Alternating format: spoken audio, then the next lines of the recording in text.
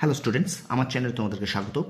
যারা 2026 সালে ক্লাস 9-এ উঠেছো তাদের জন্য একটি ভূগোলের ক্লাস। তোমাদের ভূগোলের দ্বিতীয় অধ্যায় আছে পৃথিবীর গতিসমূহ। আমি কিন্তু তোমাদের প্রথম অধ্যায় শেষ করেছি, টোটাল শর্ট কোশ্চেন তোমাদের সাজেশনও দিয়ে দিয়েছি।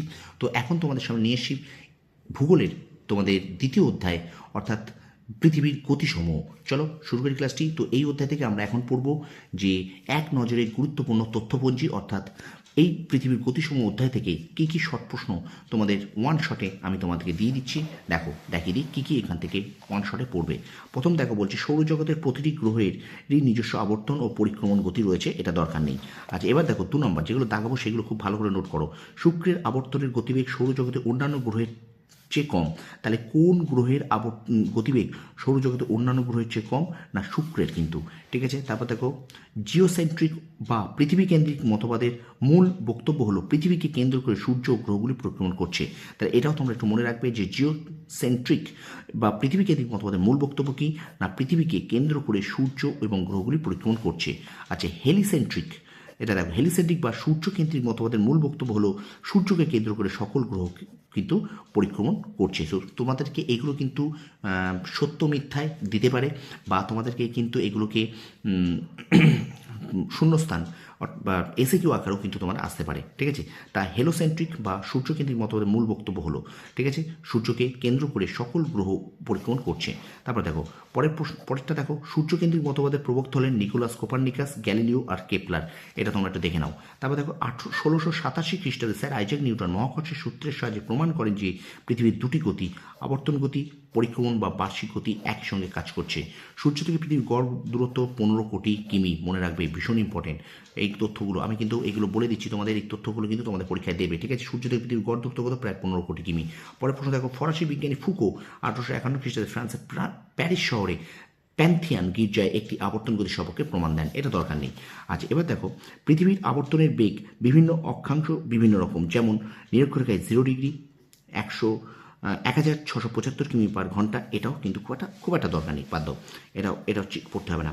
আচ্ছা, জিডি কোরিওলিস 1835 খ্রিস্টাব্দে প্রমাণ করেন যে পৃথিবীর আবর্তন গতির জন্য কেন্দ্র বহির্মুখী বলের সৃষ্টি হয়, যা কোরিওলিস বল নামে পরিচিত। আচ্ছা, কোরিওলিস বল, এটা এই যে জিডি কোরিওলিস, ইনি কত সালে প্রমাণ করেন? এটা কিন্তু পড়বে 1835 সাল, মনে রাখবে। তারপরে পৃথিবীর আবর্তনজনিত কেন্দ্র বহির্মুখী বলের প্রভাবে বায়ুপ্রবাহ ও সমুদ্র দিক বিক্ষেপ ঘটে, যা ফ্রেল সূত্র নামে পরিচিত। আচ্ছা, পৃথিবীর কক্ষপথের পরিধি কিন্তু 96 কোটি কিমি। ঠিক আছে, পৃথিবীর কক্ষপথের পরিধি কত? 96 কোটি কিমি।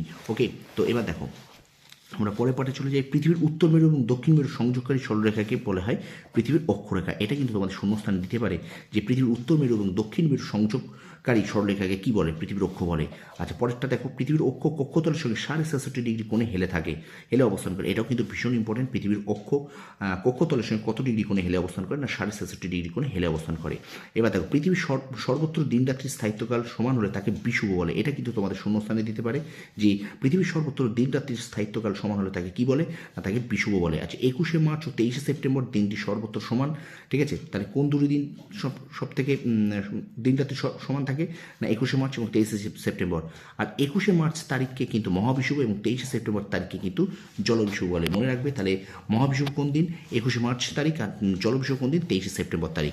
এবার তো পরের প্রশ্ন বলছি 21শে জুন তারিখে কর্কটক্রান্তি রেখার উপর সূর্যরশ্মি লম্বভাবে পড়ায় ওই দিনটিকে কর্কট সংক্রান্তি বলে। তাহলে কোন দিনটিকে কর্কট সংক্রান্তি বলে? না, 21শে জুন তারিখটিকে কর্কট সংক্রান্তি বলে। আচ্ছা, 22শে ডিসেম্বর মকরক্রান্তি রেখার উপর সূর্যরশ্মি লম্বভাবে পড়ায় এই দিনটিকে মকর সংক্রান্তি বলে। তাহলে মকর সংক্রান্তি কোন দিন বলে?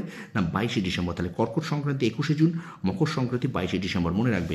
পৃথিবীর বার্ষিক গতির বেগ কত? 30 কিমি পার সেকেন্ড, এটাও মনে রাখবে। ঠিক আছে, পৃথিবীর বার্ষিক গতিবেগ। তারপর দেখো সুমেরু প্রভার অপর নাম অরোরা বোরিয়ালিস, এটা কিন্তু মনে রেখো যে সুমেরু প্রভার অপর নাম কি?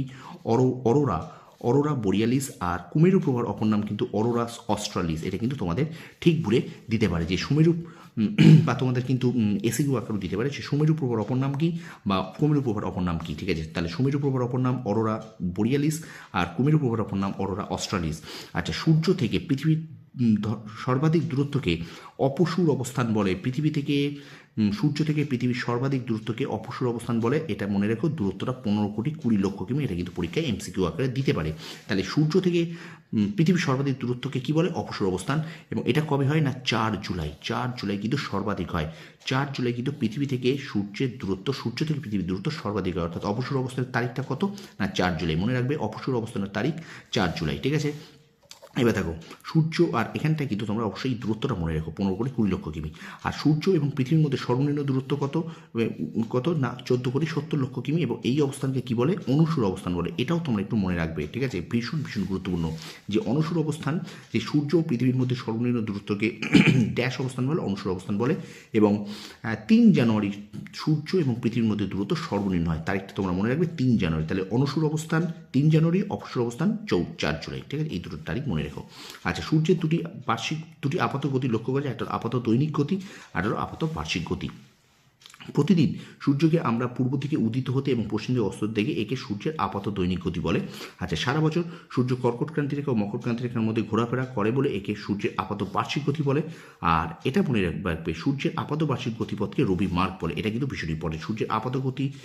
সূর্যের আপাত বার্ষিক গতিপথকে কি বলে? না রবি মার্গ বলে। ঠিক আছে? এই কটা লাইন তোমরা অবশ্যই একটু দেখে নাও। ওকে, তো আমি তোমাদের সামনে তুলে ধরলাম পৃথিবীর গতিসমূহ, ক্লাস 9-এর ভূগোলের যে দ্বিতীয় অধ্যায় আছে পৃথিবীর গতিসমূহ। এই অধ্যায় থেকে গুরুত্বপূর্ণ তথ্য, যেটা তোমাদের শর্ট প্রশ্নের জন্য ভীষণ ভীষণ গুরুত্বপূর্ণ। ভিডিওটা ভালো লাগলে লাইক করো, কমেন্ট করো, বন্ধুদের মাঝে বেশি করে শেয়ার করো। তোমরা সফল হও, তোমাদের সফল কামনা করি। ধন্যবাদ।